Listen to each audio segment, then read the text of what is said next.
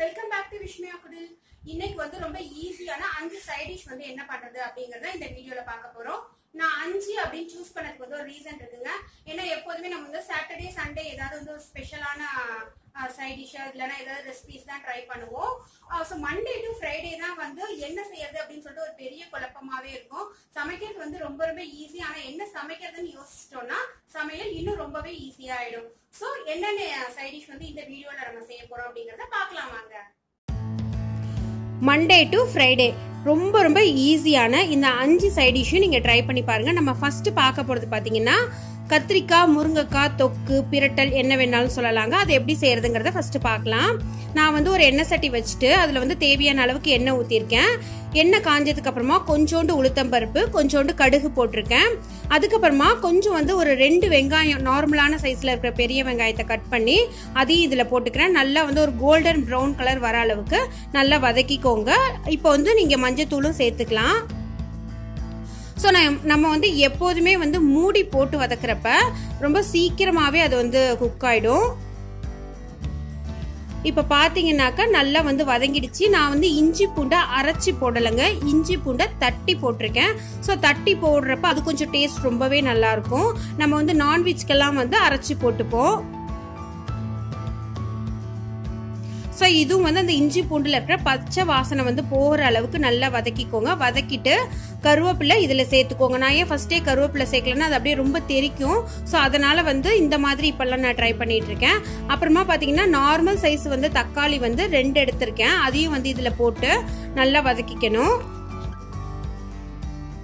So நம்ம எப்போதுமே வந்து தக்காளி வதக்குறப்ப அது மேலேயே உப்பு போட்டோம்னா தக்காளி வந்து சீக்கிரமா மசிஞ்சிடும். அதனால தான் வந்து நான் இப்போ உப்பு போடுறேன். அதுவும் கல் உப்பு போட்டிங்கன்னா ரொம்ப நல்லது. இதையும் நம்ம மூடி வச்சு ஒரு 5 நிமிஷம் ஆகட்டும், நல்லா வதக்கிக்கலாம். அதுக்குள்ள நம்ம வந்து தேங்காய் 1 டீஸ்பூன் அளவுக்கு ஜீரகம், 1 டீஸ்பூன் அளவுக்கு பெருஞ்சீரகம் எடுத்து நல்லா அரைச்சிக்க போறோம். ஸோ வந்து சில பேருக்கு வந்து பெருஞ்சீரகத்தோட ஸ்மெல் பிடிக்காது, அவங்க வந்து ஜீரகம் மட்டும் போட்டுக்கோங்க. இப்போ பார்த்தீங்கன்னா தக்காளி, வெங்காயம், இஞ்சி பூண்டு எல்லாமே வந்து நல்லா வதங்கிடுச்சு.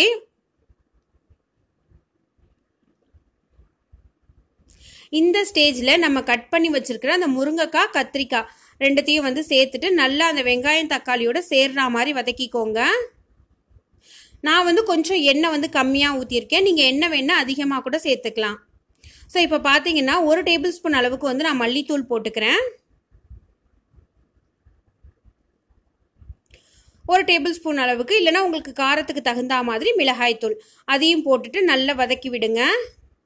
அடுப்பு வந்து சிம்லேயே வச்சுக்கோங்க. ஃப்ளேம் வந்து கொஞ்சம் சின்னதாக வச்சுக்கிட்டா தான் கருகாமல் இருக்கும் உங்களுக்கு.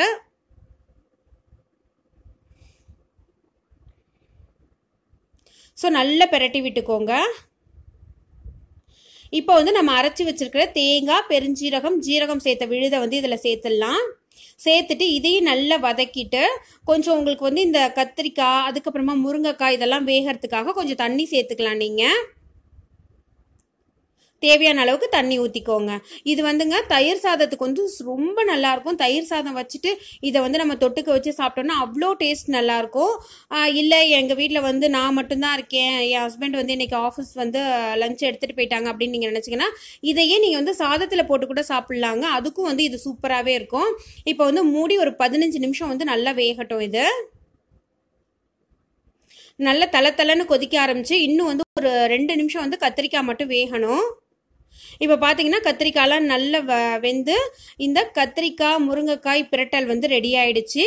ஸோ இது வந்து ரொம்ப ரொம்ப ரொம்ப டேஸ்ட். அப்புறம் வந்து என் ஹஸ்பண்டுக்கு ரொம்ப பிடிச்ச ஒரு சைட் டிஷ்ங்க இது. அதுக்கப்புறமா நம்ம 2வது என்ன பார்க்க போறோம் அப்படின்னு பார்த்தீங்கன்னா சுரக்காய் கூட்டு. இந்த கூட்டு வந்து புளிக்குழம்புக்கெல்லாம் வந்து அடிச்சுக்கவே முடியாது, சூப்பராக இருக்கும் தொட்டுக்கிறதுக்கு. அதை எப்படி செய்யறது அப்படிங்கிறத பார்க்கலாம். ஃபர்ஸ்ட் நான் பார்த்தீங்கன்னா 1 கப் அளவுக்கு வந்து பாசிப்பருப்பு போட்டுக்கிட்டேன், 3/4 கப் அளவுக்கு கடலைப்பருப்பு சேர்த்துக்கிட்டேன். இதை ரெண்டுமே வந்து நல்லா கழுவிட்டு குக்கரில் வந்து ஒரு 2 விசில் மாதிரி வச்சுக்கலாம். நம்ம வந்து கழுவுனதுக்கு அப்புறமா நல்லா கொஞ்சம் ரஃபாக சாப் பண்ண தக்காளியும் இதிலே போட்டுக்கிறேன். அப்போ தான் வந்து அந்த கூட்டில் வந்து தக்காளி வந்து திப்பி திப்பியெல்லாம் தெரியாமல் இருக்கும். ஸோ இதை வந்து 2 விசில் வச்சு நல்லா வேக விட்டுடலாம். இப்போ வந்து நல்லா வெந்துருச்சு பாருங்கள். தக்காளியும் அதோட சேர்ந்து நல்லா மசிஞ்சிடுச்சு. இதை வந்து லைட்டாக நீங்கள் கிளறி விட்டுருங்க. கிளறி விட்டுட்டு நம்ம என்னென்ன சேர்க்கணுங்கிறத நான் சொல்கிறேன். இப்போ பார்த்தீங்கன்னா காரத்துக்கு நம்ம கண்டிப்பாக வந்து மிளகாய் தூள் போடவே போகிறதில்ல, அது கூட்டோட கலரையே மாற்றிடும். ஸோ காரத்துக்காக 2 பச்சை மிளகா, 1 கப் அளவுக்கு வெங்காயம், 1 கப் அளவுக்கு இல்லை உங்களுக்கு தேவையான அளவுக்கு கொஞ்சம் சுரக்காய் வந்து தூக்கலாக இருந்தாலும் நல்லா தான் இருக்கும். ஸோ அந்த அளவுக்கு சுரக்காய் இதெல்லாம் போட்டுட்டு கொஞ்சம் தண்ணி ஊற்றிடுங்க. ஏன்னா சுரக்காயும் கொஞ்சம் தண்ணி விடும், அதனால கொஞ்சம் தண்ணி ஊற்றினா போதும். நீங்கள் ஊற்றினதை விட கொஞ்சம் அதிகமாகவே இருக்கும். ஸோ இதை நல்லா மிக்ஸ் பண்ணி விட்டுட்டு நீங்கள் வந்து உப்பு சேர்த்துக்கலாம். உப்பு சேர்த்துட்டு இதையும் வந்து நம்ம விசில் வச்சு வேக வைக்க போகிறோம்.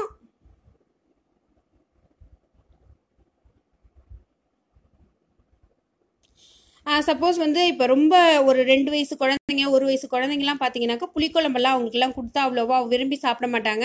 ஸோ நம்ம வந்து இந்த தொட்டுக்கையாக செய்கிறப்ப இதையே கூட போட்டு அவங்களுக்கு சாதத்தில் பிசைஞ்சு கொடுத்துட்டோன்னா ஒரு ஹெல்த்தியான ஒரு லஞ்சும் அவங்களுக்கு கிடைக்கும், சாப்பிடவும் ரொம்ப நல்லாயிருக்கும். இப்போ பார்த்தீங்கன்னா நம்ம நல்ல ஒரு விசில் வச்சதுக்கப்புறமா நல்லா வெந்துடுச்சு.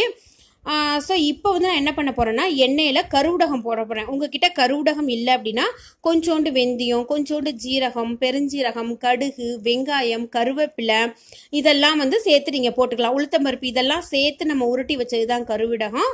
ஸோ அது இல்லாதவங்க அதெல்லாம் சேர்த்து வந்து தாளித்து கொட்டுறப்ப அதோட மனமே ரொம்ப நல்லாயிருக்கும். மேலேயே கருவேப்பிலையும் போட்டு இந்த கூட்டை வந்து நம்ம தாளிச்சிட்டோன்னா வந்து சூப்பரான சுரக்காய் கூட்டு வந்து ரெடி ஆகிடும்.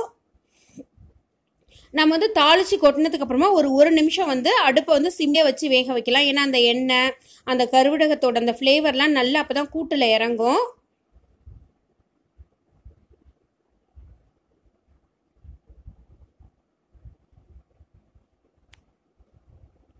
ஸோ இப்போ பார்த்தீங்கன்னா சூப்பரான சுரக்காய் கூட்டு வந்து சாப்பிட்றதுக்கும் ரெடி, அதே மாதிரி இதை புளிக்குழம்புக்கு தொட்டுக்கையாக வந்து தொட்டுக்கிறதுக்கும் ரெடி ஆயிடுச்சு. நம்ம இந்த கூட்டை சாப்பிட்றப்ப அந்த கடலைப்பருப்புலாம் வாயில் தென்படுறப்ப ரொம்ப நல்லாயிருக்கும். அப்புறம் ரொம்ப ரொம்ப சிம்பிளான ஒரு பீட்ரூட் பொரியல்னு சொல்லலாம், வறுவல்னு சொல்லலாம், என்ன வேணாலும் சொல்லலாம். அது வந்து எப்படி செய்கிறது அப்படிங்கிறதான் பார்க்க போகிறோம். இப்போ வந்து கொஞ்சோண்டு எண்ணெய் வச்சுட்டேன்னா எண்ணெயில் கொஞ்சோண்டு பட்டை, அந்த பே லீஃபு, கிராம்பு இதெல்லாம் போட்டுக்கிறேன். மேலேயே கருவேப்பிலையும் போட்டுக்கிறேன். போட்டுட்டு குட்டி குட்டியாக கட் பண்ணி வச்ச இந்த பீட்ரூட்டையும் சேர்த்துக்கலாம். நீங்கள் நீல வாக்கில் வேணாலும் கட் பண்ணிக்கலாம், இல்லை இந்த மாதிரி சின்ன சின்னதாகவும் கட் பண்ணிக்கலாம், அது உங்களோட விருப்பம். சில பேருக்கு இந்த மாதிரி இருந்தால் பிடிக்கும், சில பேருக்கு நீட்டு வாக்கில் கட் பண்ணால் பிடிக்கும். இதை வந்து போட்டுட்டு அந்த எண்ணெயில் வந்து நல்லா பெரட்டி விட்டுருங்க ஃபஸ்ட்டு. ஏன்னா இந்த மாதிரி நம்ம எண்ணெயில் போட்டு நல்லா ஒரு 5 நிமிஷம் வந்து அதை வதக்குறப்பவே வந்து அதில் இருக்கிற பச்சை ஸ்மெல் வந்து ஓரளவுக்கு போயிடும்.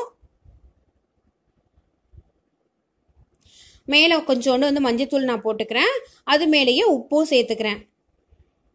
சேர்த்துட்டு இதையும் நல்லா வதக்கிடுங்க.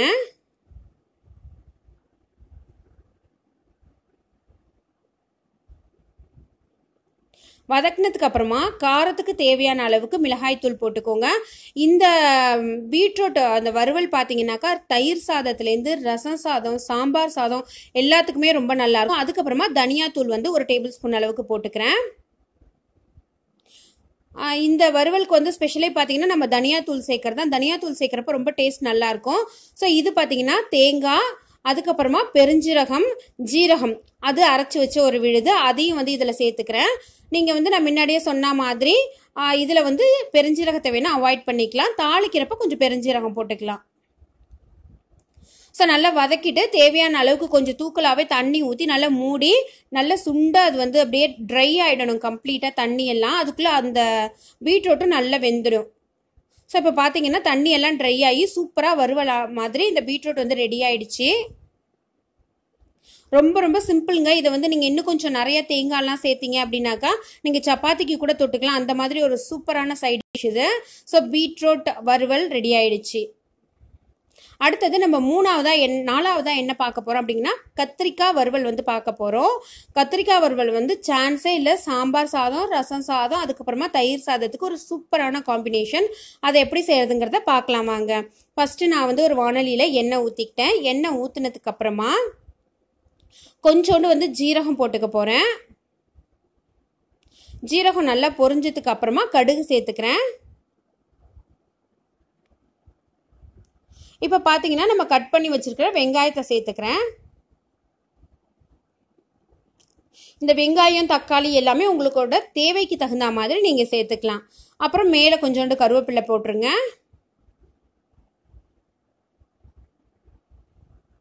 இது மேலேயே பார்த்தீங்கன்னா கொஞ்சோண்டு மஞ்சத்தூள். உங்களுக்கு வீடியோவில் பார்க்குறப்ப நான் நிறைய மஞ்சத்தூள் சேர்க்குற மாதிரி இருக்குங்க, அது கலர் அப்படி இருக்குது. ஆனால் நான் தேவையான அளவு மட்டும்தான் சேர்க்குறேன். அப்புறமா நம்ம கட் பண்ணி வச்சிருக்கிற தக்காளி, இதில் வந்து தக்காளி கொஞ்சம் தூக்கலாக போட்டுக்கலாம், ஏன்னா நல்லா அந்த புளிப்பெல்லாம் கொடுக்கும். ஸோ நம்ம தொட்டுக்கிறதுக்கும் ரொம்ப டேஸ்ட்டாக இருக்கும். மேலேயே வந்து கல்லுப்பு போட்டுக்கிறேன்.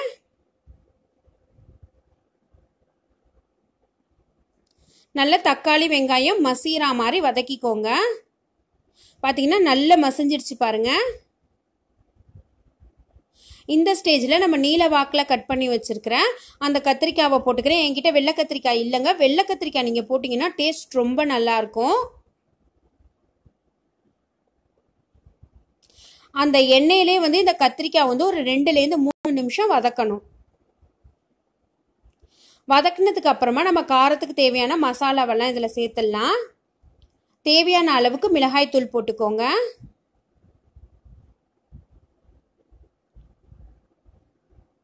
கொஞ்சோண்டு வந்து மல்லித்தூள், நீங்கள் வந்து 2 ஸ்பூன் வந்து மிளகாய் தூள் போட்டிங்கன்னா 1 ஸ்பூன் மல்லித்தூள் போட்டால் போதும்.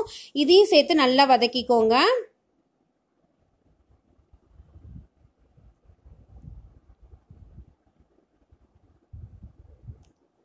நல்லா வதக்குனதுக்கு அப்புறமா கொஞ்சம் நேரம் வந்து மூடி போட்டு நீங்கள் வேக வச்சுட்டு அதுக்கப்புறமா தண்ணி சேர்த்துக்கலாம்.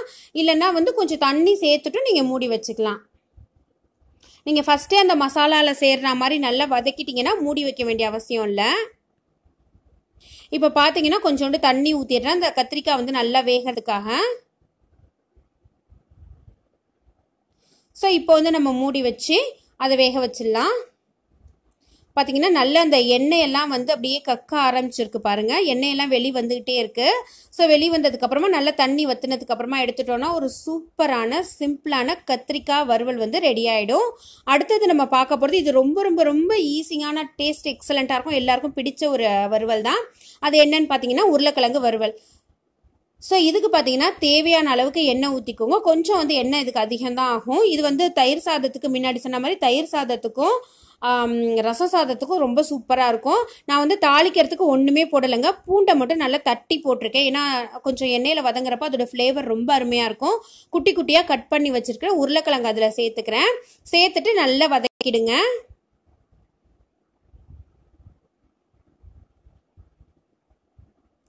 வதக்கினதுக்கு அப்புறமா வந்து நம்ம சேர்க்க வேண்டிய மசாலாவெல்லாம் சேர்த்துடலாம். ஃபஸ்ட்டு வந்து கருவேப்பிலை சேர்த்துக்கிறேன், அதுக்கப்புறமா அதையும் வதக்கிட்டு நம்ம சேர்க்க வேண்டிய மசாலா எல்லாம் ஒன்று ஒன்றா சேர்த்துடலாம்.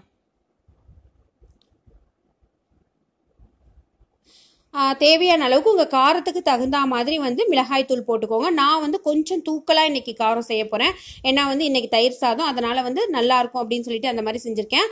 அப்புறமா பெருஞ்சீரக பொடி, மஞ்சள் தூள், இதை 2த்தையும் சேர்த்துக்கோங்க.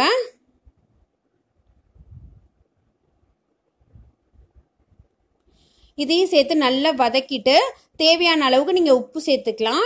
இதை வந்து நல்லா உங்களுக்கு கொஞ்சம் நீங்கள் டயட்லலாம் இல்லை அப்படின்னா இதை ஃபுல்லுமே நம்ம மூடி வைக்காமல் நல்ல எண்ணெயிலேயே திருப்பி திருப்பி வறுத்தோன்னா அது ஒரு டேஸ்ட்டாக இருக்கும். இல்லைங்க எனக்கு எண்ணெய் கொஞ்சம் கம்மியாக தான் ஆகணும் அப்படின்னு நினச்சிங்கன்னா நீங்கள் எண்ணெய் சேர்த்து மூடி வச்சிங்கனாலும் சீக்கிரமாக அது வெந்துடும்.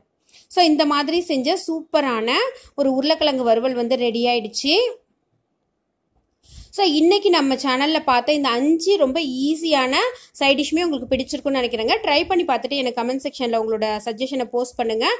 இதே மாதிரி இன்னொரு வீடியோவில் மீட் பண்ணலாம் ஃப்ரெண்ட்ஸ். தேங்க்யூ, பாய்.